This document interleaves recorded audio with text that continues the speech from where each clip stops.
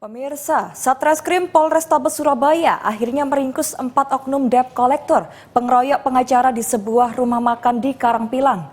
Dalam penangkapan itu, kuasa hukum korban meminta pelaku yang masih kabur untuk segera ditangkap.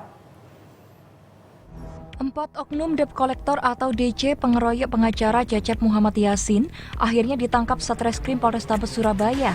4 pelaku yakni NBM 32 tahun, AAJ 24 tahun, RDK 19 tahun, dan AA 30 tahun yang masing-masing memiliki peran berbeda.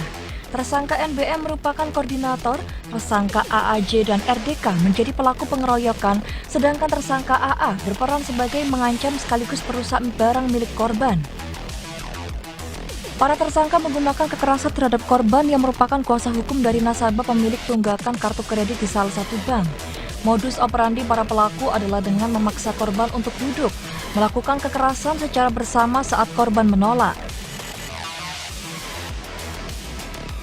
Korban datang, lalu kemudian para pelaku ini memaksa untuk duduk dan mengajak bicara dengan memaksa, lalu dianggap korban ini tidak mau mengikuti keinginan para pelaku, kemudian dilakukan penganiayaan.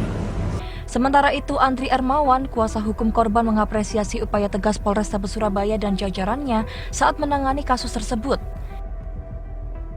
Ya, kami dari kuasa hukum korban, kami Pak Cecep tentunya apresiasi ya, dan rasa terima kasih kepada Pak Kapolrestabes serta jajarannya dengan cepat untuk melakukan penindakan hukum.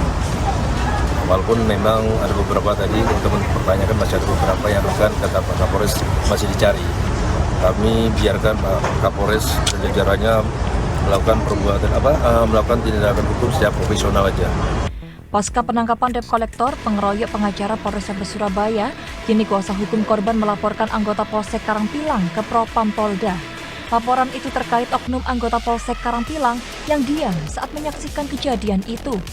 Laporan ke Propam ini terkait dugaan anggota Polsek Karangpilang yang berada di lokasi kejadian tidak melakukan pengamanan atau diam saat pengeroyokan terjadi pada 13 Januari pekan lalu.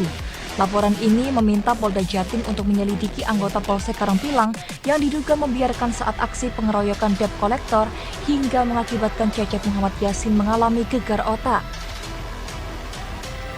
13 Januari 2025 pada saat peristiwa pengeroyokan yang dilakukan oleh debt collector ya kepada korban itu saudara kami Pak Cecep, itu ada beberapa anggota Polsek Karangpilang yang hadir di sana, kemudian menyaksikan peristiwa tersebut tapi tidak melakukan pencegahan, ya, pertolongan, ya kan, ataupun melindungi daripada klien kami.